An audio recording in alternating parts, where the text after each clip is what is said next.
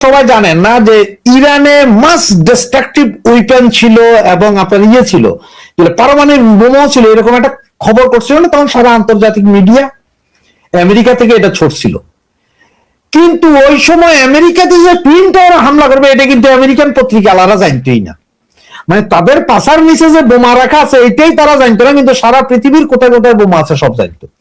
তো বাংলাদেশের পত্র পত্রিকার অবস্থা, এরা নিজের দেশে কি ঘটতেছে বা কি ঘটতে চলিতেছে তার কোনো খবর নাই, কিন্তু ওনারা ভারতের খবর সব আগেই পাওয়া যায়, হোক না হোক, লাগুক না লাগুক এই খবর পাইব।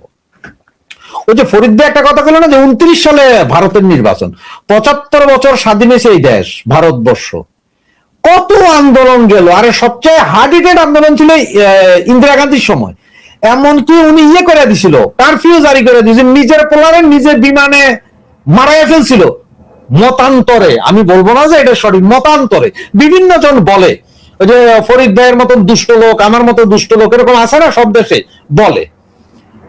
এই অবস্থাতে ইলেকশন করে তাদেরকে ক্ষমতা পরিবর্তন করতেছিল ইন্দিরা গান্ধী, জেলে গেছে, জেল থেকে আবার বেড়ে আবার ব্যাপক ভোটে জিতছে। ভারতের যে নরেন্দ্র মোদী সরকার, এটা কিন্তু আরো দুইটা আঞ্চলিক, আরো দুইটা আপনার রাজনৈতিক দলের সমর্থনে এই সরকার আছে।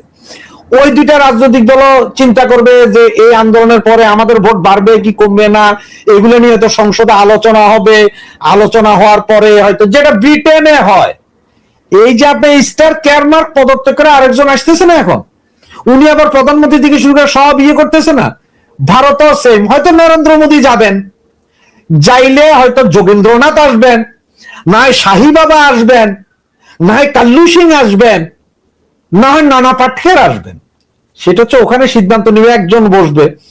2029 সালের যখন নির্বাচন হবে তখন যারা চিন্তিত হবেন, তখন বলবেন যে শাহবানা আজমির ক্ষমতায় আসবেন, নাকি শাহরুখ খান আসবেন, নাকি ওই সে আমার প্রিয় নায়ক নানা পাটকের বা সঙ্গীত শিল্পী সুমন এরা আসবেন।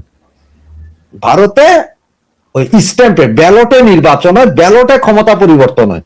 ফরিদ ভাই বলছেন ভারতের ওই সেনাবাহিনী এরকম না যে যাইয়া রাষ্ট্রপ্রধানের পিছনে গুলি লাগাই গেলে স্যার আপনি নামেন, বলেন যে আপনি শারীরিক ভাবে অক্ষম, খবরদার পেয়েন না যে আপনার পিছনে বন্দুক ধরে রয়েছে। এই খেলা ভারতে হয় না। আর ভারতবাসী যারা আছেন ভাই, আপনাদের বলি, দেখেন একটা জিনিস, যেমন ইসরায়েল 300 বছর নিজের ভূমির জন্য ফাইট করতেছে, সুতরাং ইহুদি রাষ্ট্র যেমন ওরা বলে যে ওটা ওদের ইহুদি রাষ্ট্র নিজের ভূমি, তেমন আপনার ভারতবর্ষ যারা আছেন এখন বর্তমানে ইন্ডিয়া, তারা বলেন যে আপনারা এটা হচ্ছে যে আপনাদের নিজের ভূমি, মানে হিন্দুদের ভূমি।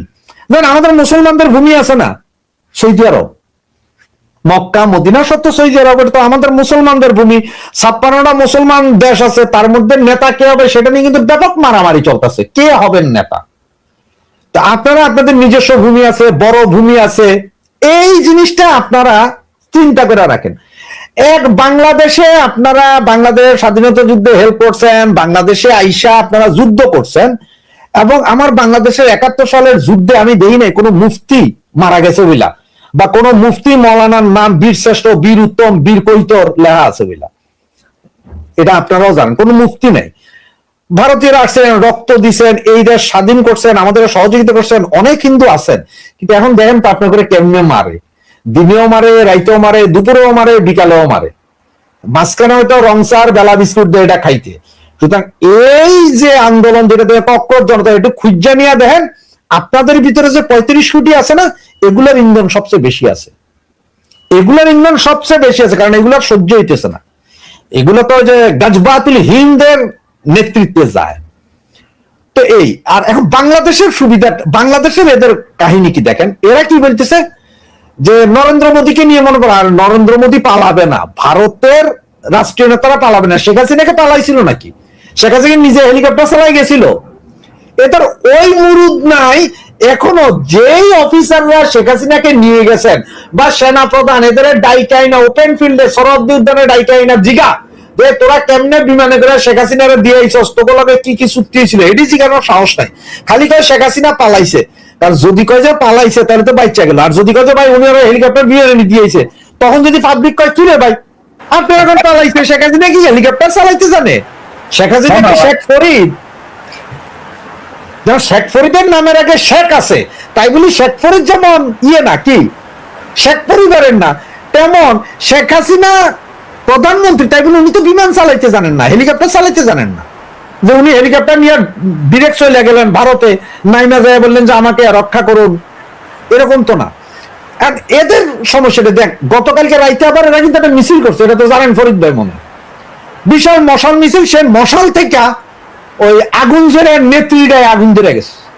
হায় হায় হায়, এটা কি রামের বদদোয়ার কারণে কিনা আল্লাহ জানে, এটা পাবলিক দুষ্ট লোকেরা বলে যে এটা রামের বদদোয়া, যে ওখানে আগুন পড়ে গেছে।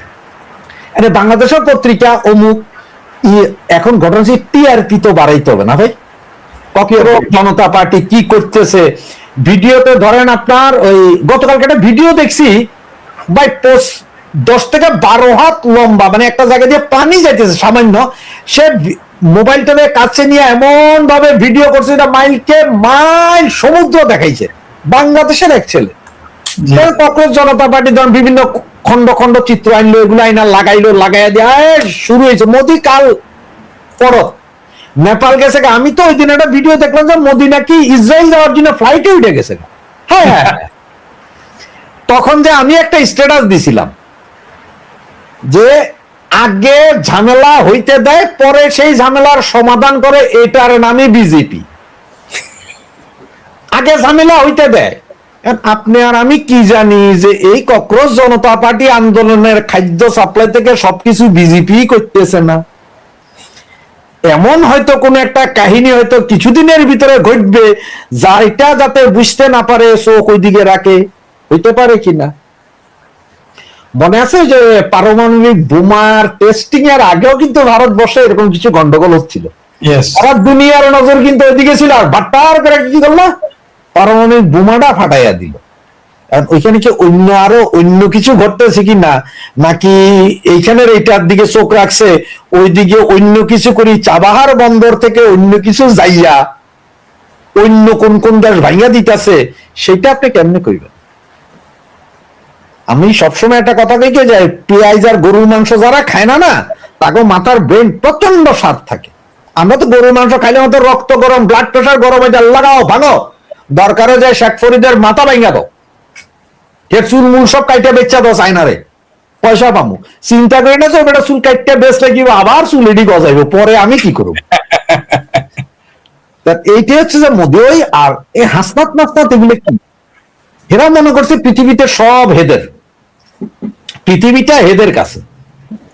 আর হ্যাঁ, এখানে আছে ফরিদ ভাই এটা বলছে চায়নার কিছু ইনফ্লুয়েন্স আছে, হয়তো এখানে এই গেঞ্জাম পাইক্যাদের ইনফ্লুয়েন্স তো থাকবে, কারণ পাইক্যারা নাস্তা নাবুদ, সারা ওয়ার্ল্ড মিডিয়াতে পাইক্যাদের ওই কি কয় এটা আপনার এই বেলুচ গিরগিট বালকিস্তান পিওকে যাইতেছে গা, সুতরাং কারো হয়তো পয়সা ঢালতারে যে বাবারে তোরা ল মাগার মার। কিন্তু ওই একটা ঘটনা বলি, একটা আইন পাশ করবে কয়েকদিনের ভিতরে, ওই যে এনজিওর পয়সা, এইটার হিসাব 100% দিতে হবে, যেটা শেখ হাসিনা করার পরে শেখ হাসিনার বিরুদ্ধে চলে গেছিল, সেম এইটা এখন এইটা।